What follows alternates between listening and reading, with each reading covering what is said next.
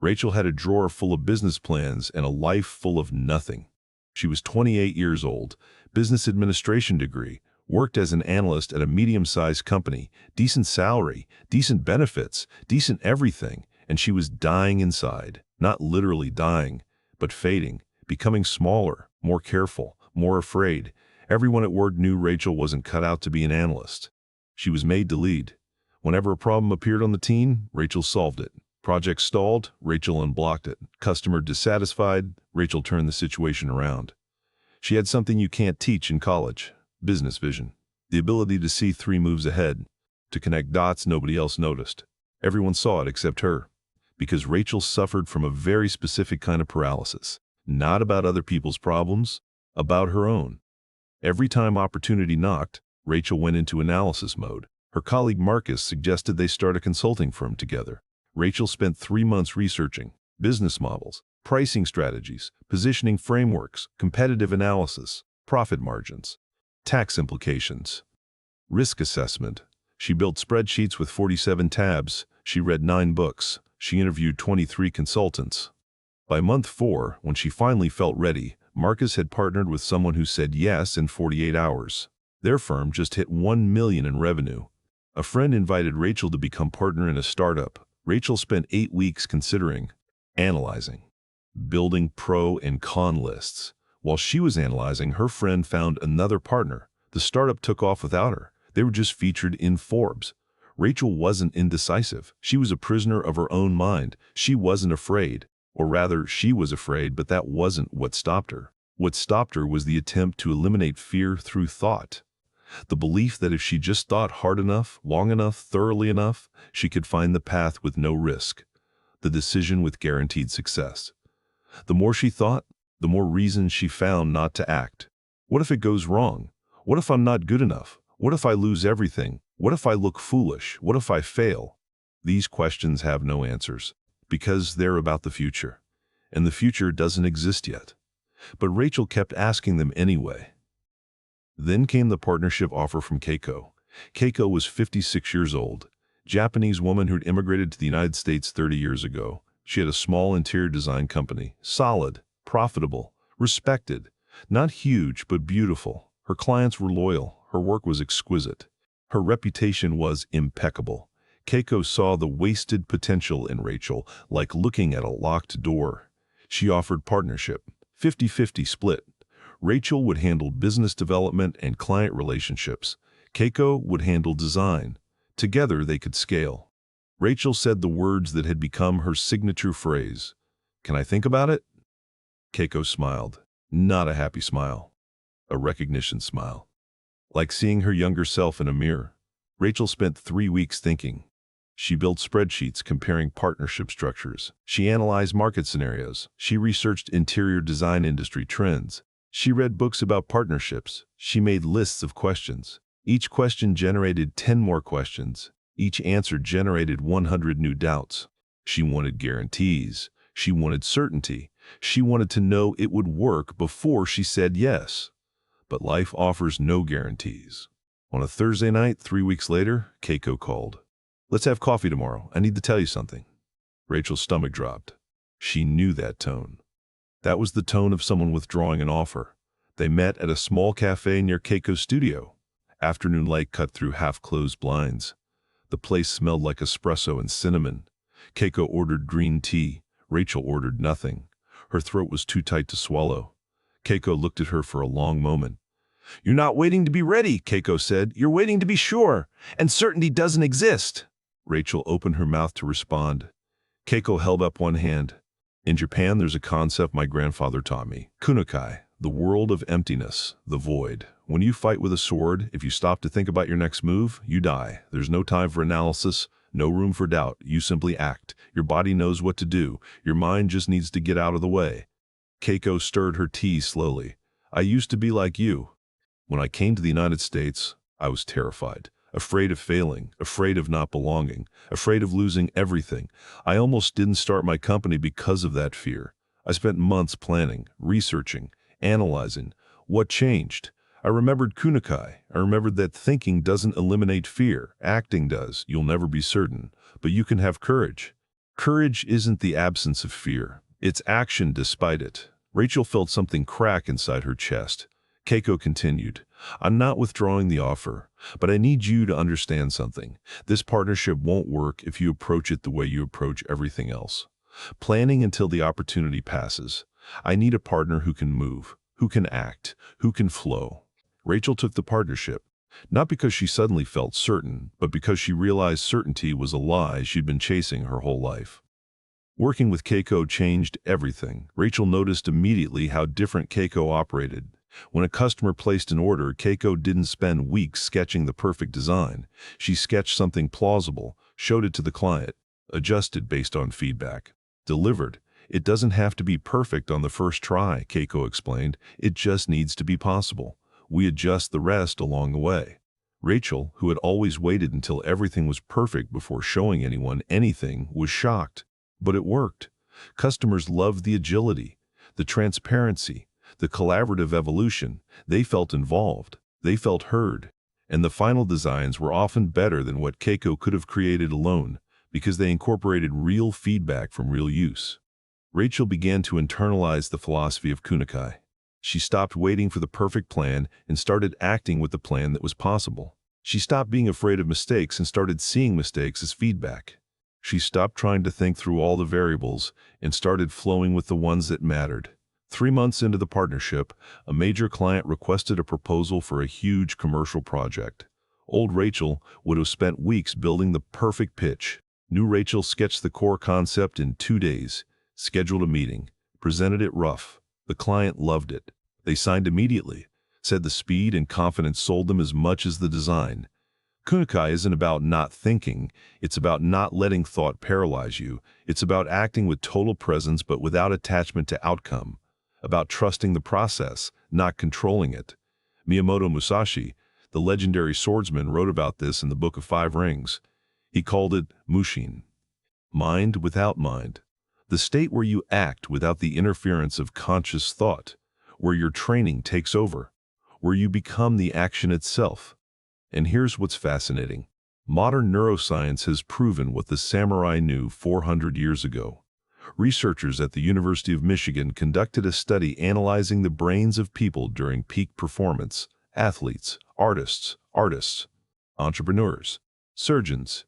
They discovered something revolutionary. During peak performance, the prefrontal cortex, the part of your brain responsible for conscious thought, planning, and analysis, was less active. In other words, when you perform at your best, you think less.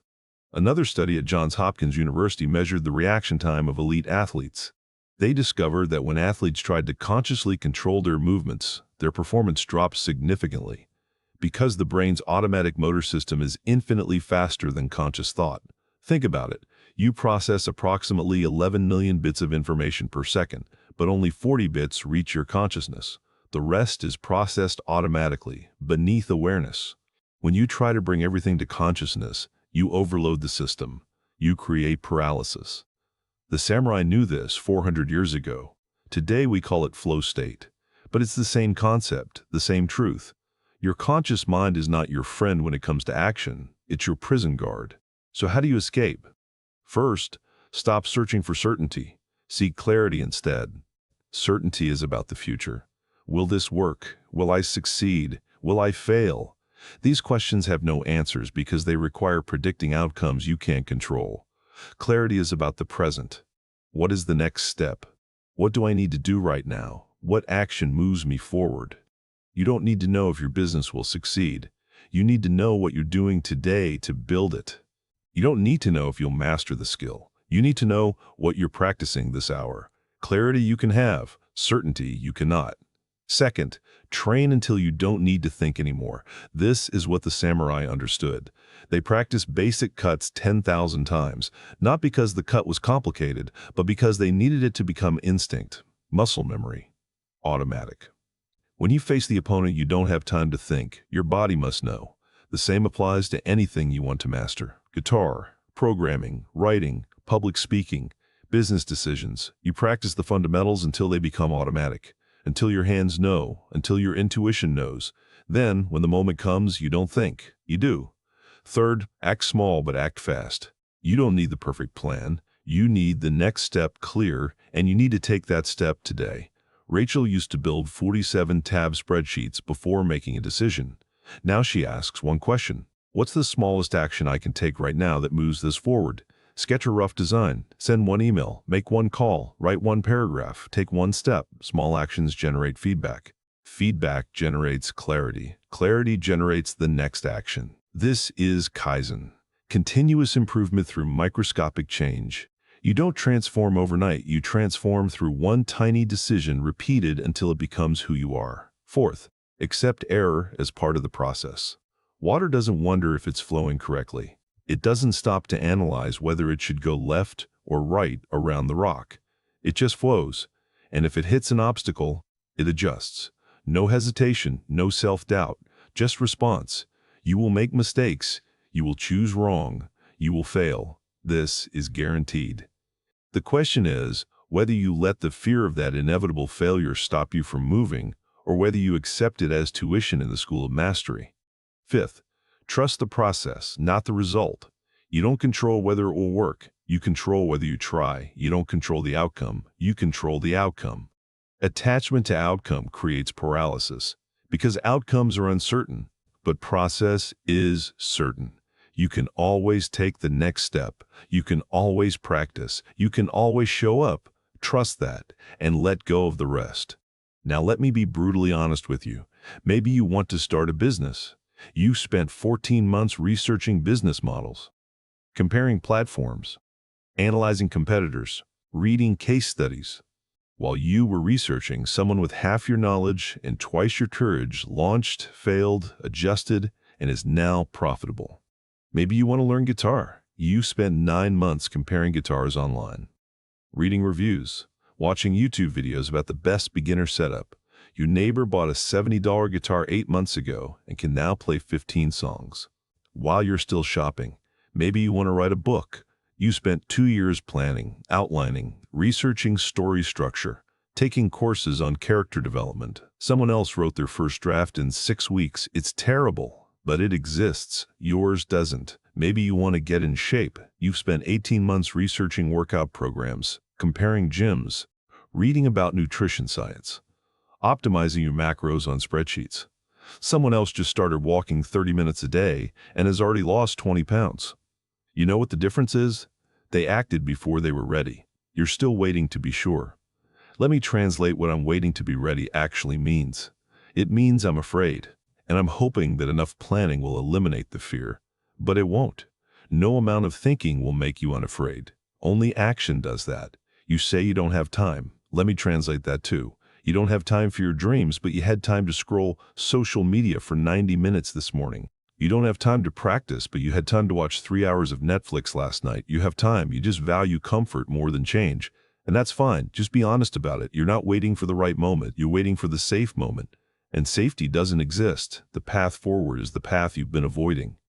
Here's the truth the samurai understood, and you need to hear. You will never reach Kunokai because you are already in it. When you were a child, you didn't think about playing. You just played. When you were completely immersed in something you loved, you didn't think about doing it. You just did it. Kunokai isn't something you learn. It's something you remember. It's about unlearning overthinking, about relearning to live without the illusion of total control, about returning to the natural state that existed before all the fear, all the expectations, all the voices telling you to be careful, be smart, be sure. Musashi wrote, "When you understand the way, you will see the way in all things." Kunokai isn't a technique. It's a way of being.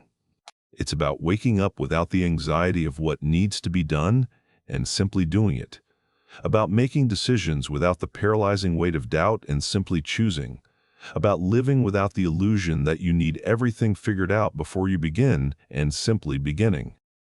Rachel's a different person now, not because she became fearless, but because she stopped letting fear make her decisions. Last month, a former colleague reached out, young woman named Maya, 26 years old, brilliant, talented, completely paralyzed by overthinking. Maya asked Rachel to coffee, spent an hour explaining all the reasons she couldn't start her business yet. Market conditions weren't right, she didn't have enough savings. She needed more experience. She wasn't ready. Rachel listened. Then she smiled. The same recognition smile Keiko had given her 3 years ago.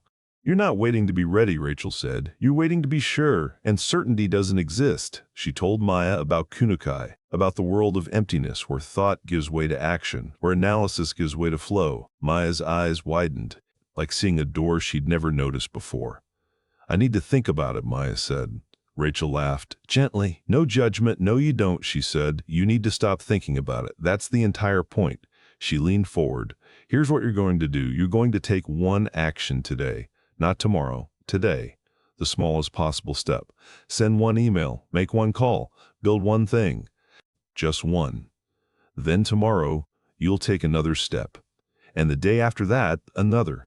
You'll stop waiting for the plan to be perfect, and you'll start letting the plan reveal itself through action." Maya nodded slowly, and Rachel saw it. That moment. That crack in the armor of fear. That tiny opening where possibility enters. This is how transformation happens. Not through grand decisions, but through small moments of courage repeated until they become who you are. Kunokai isn't somewhere far away. It's here, now. This very moment. You just need to stop looking and begin to be. The analysis paralysis you're experiencing right now, the overthinking that's kept you stuck for months or years, it's not protecting you, it's imprisoning you. The samurai understood something profound. The sword doesn't hesitate, the arrow doesn't doubt. Water doesn't plan its path down the mountain, and you don't need to either. Everything you need to know, you learn by doing. Everything you need to become, you become by starting. So stop waiting for permission. Stop waiting for the perfect moment. Stop waiting to be sure. Just start. Because on the other side of that first imperfect action is the person you've been trying to plan your way into becoming. And that person doesn't need a 47-tab spreadsheet. They just need the courage to take the next step.